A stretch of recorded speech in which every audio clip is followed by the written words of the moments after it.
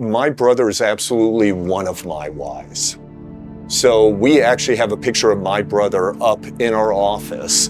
That was a photo taken of him just a couple of months before he OD'd and died. In February of 2008, I saw my younger brother, Andy, and he was on that same path.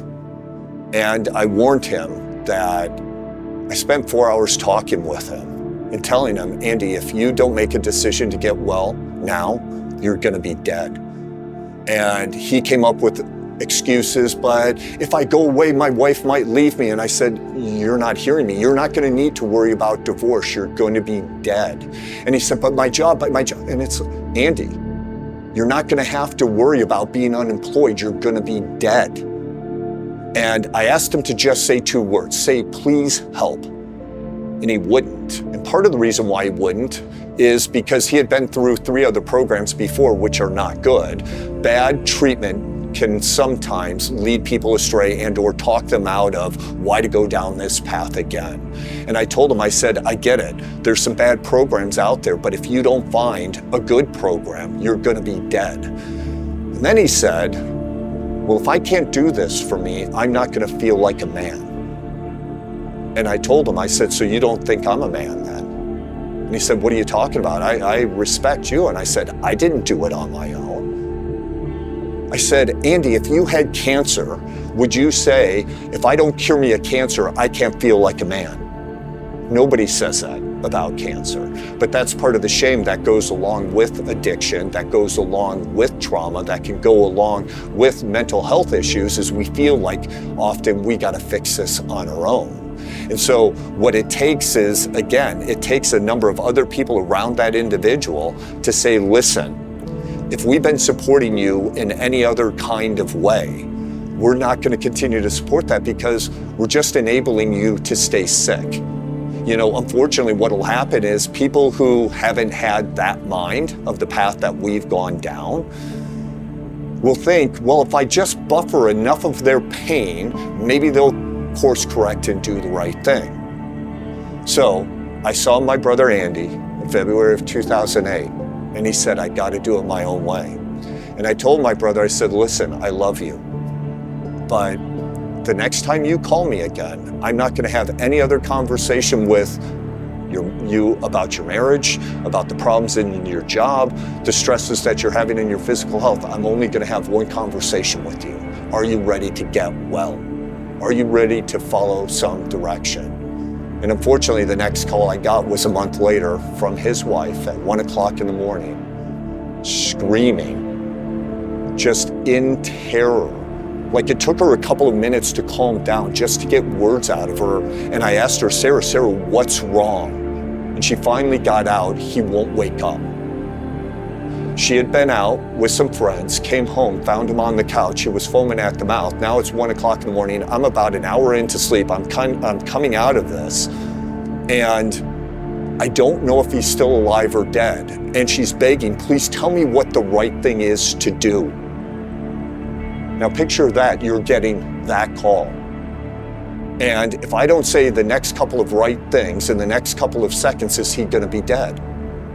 And then the line goes dead. I'm trying to call her back. A couple of minutes later, I get a call from her phone. I pick it up quickly and I said, Sarah, talk to me. Tell me what is going on. And I can hear her screaming, just wailing in absolute agony and pain. And I can hear the messages coming over transponders, so I know other people are on scene. And a guy who I'll never meet as plain as day just simply says, how soon can you get here? Your brother's dead. And I knew that's it. No more do-overs. Can't fix this. We're not going to get another shot. And then I had to think about calling my parents. And I wrestled with, it was 1 o'clock in the morning our time, 4 o'clock in the morning their time, where they live in upstate New York. And I thought, do I tell them now? Do I let them sleep a couple hours? Because once I drop this bomb on them, who knows when they're going to sleep again. But I have kids, and if something happens with one of my kids, I want you to tell me right now. And so I called my parents. Now, in my life, I had a lot of other things going on at that time too. My wife at the time had just been through multiple brain surgeries and was still convalescing and had things going on with that. We had just lost her father to cancer, and a friend of ours had just OD'd and died. Like, this is all happening at the same time. And so I call my parents, and my mom immediately picks up the phone, and all she says is, "What's wrong? Is Andy dead?" Because we have a contagious illness. The more and more we drink, the more and more we use, the more and more we spiral down into the depths of mental illness. We inflict worry, fear, frustration, anger, regret on those who love us most. And they're trying to go through their lives, living their lives. My mom is a wife, she's a mother, she's won awards in the city she lives in for the service work of what she does through her church, and yet she's always got this dialogue going on in her brain at that time. When am I gonna get that call? When am I gonna get that call? When am I gonna get that call? And so for her to just abruptly pick up the phone and say, "What's wrong? Is Andy dead?" The yes stuck in my throat. Because I knew what the answer was, and it didn't want to come out. And I just had to tell her yes. I jump in the car, I start driving out to where my sister-in-law is, and as I'm driving out, I start saying the Serenity Prayer over and over and over again, because I knew this was outside of my control. This isn't what I wanted for him. I warned him about it. I offered him help. He didn't take it. And then I prayed to God, "God, what is it that you want me to do?" And what he immediately reminded me of was rejoice in all things. And I'm like, that can't be of me, because that's not what I'm thinking about in this particular moment. My brother just overdosed and died. What is there that I'm to rejoice about? But I know his ways are higher than my ways. And what I also know is he tells us scripturally he detests a dishonest scale. And so what that had me think about as I was driving out there is, I better not take 30 minutes of a tragedy and throw away 30 years of a life. Like, we as human beings typically go to, what's the problem, what's the issue? And I'm focused on the fact that he just died, his wife is in terror, my parents have been crushed, my siblings have been crushed. I'm going out there, and yes, it is tragic that he has passed, and I'm not to ignore the pain and the suffering of that loss. I'm not to get in the way of the processing of the grief. And yet what I also knew is I got him for 30 years. You blessed me, God, with a great brother for 30 years, even though he struggled. I was the best man at his wedding. We shared a room because I grew up in a family of 7 kids, so he and I were always the one to share a room together. And what I also knew is, thank God I was sober going through this. Because I remember the call that I had with my parents when I had just totaled a car in a DUI and told them what had happened and how much that crushed them.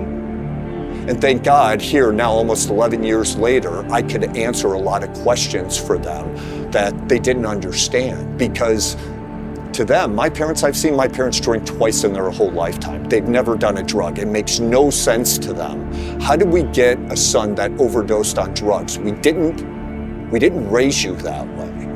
And the way our brains work as human beings is when we have gaps in what either we know or what's going on, why did this happen?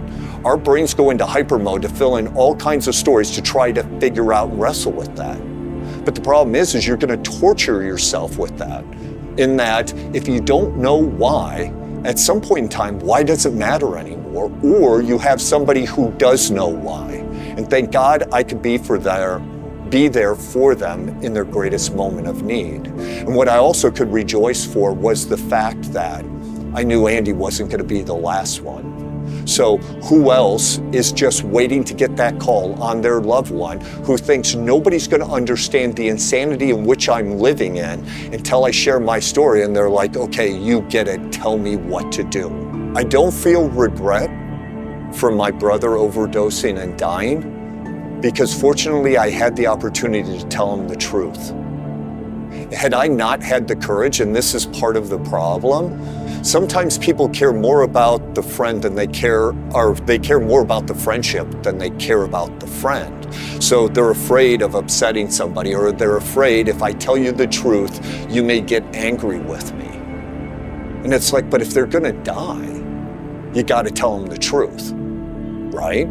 And so, fortunately, I had that opportunity. Fortunately, I had the courage and the strength to tell him the truth. And I knew he could have rejected me, but I would rather have him reject me and still be alive and take that risk than not tell him the truth. If I didn't tell him, knowing what I know, having gone down the path of what I've gone down before, and he had died, the guilt and the shame that I would be carrying around today because I hadn't spoken up would have been tremendous. And so that's part of the issue that sometimes churches may be struggling with, or pastors can struggle with. One of the ways that you can see how unwell somebody is versus how much they heal is how much of the truth can they handle unadulterated, where you don't need to water it down. When somebody is very ill, you can only give them little doses of the truth because we've been running from the truth for so long. We've been denying the truth of ourselves, and we've been denying the truth of what's going on. And sometimes families, sometimes churches can deny that as well. And we hope, hey, can we just do something to make this situation a little better? And you're just gonna correct on your own, because who wants to be stuck in hell? But the problem is when you've walked yourself into that situation, when you've been there, is people don't understand until you've gone through that process how comfortable in hell we can become, even when we say we want out. Because what it's going to take is we've got to do the work. You cannot do the work for anybody else. See, part of what we go through is I know I can pour in being of maximum service to somebody else, and they can choose to reject it. The outcome is outside of my control. And you have to be prepared for that. If you aren't prepared for that, if you think you giving your best to somebody else is going to heal them, one is you're playing God, and that's unhealthy. Two is you're gonna set up certain expectations. And if they don't live that out, you're gonna have resentment towards them. You can't heal somebody with a resentment. Somebody who's already struggling with guilt and shame is gonna run from somebody else's resentment. And so it's a matter of, thank God I wasn't carrying that around from my brother, because I told him what was gonna happen and I gave him the out. He rejected it. I knew I was of maximum service. I can't take ownership for his choices. That's what individuals are looking at. There's two rock bottoms. The rock bottom where you stop, where you do confess and you do repent and you do turn around and you move your life in a different direction. It's gonna be scary, it's gonna be hard, you're gonna have resistance to it, you're gonna have doubt, but you need to start. Otherwise, you get the other rock bottom, which is my brother, and you'll end up dead.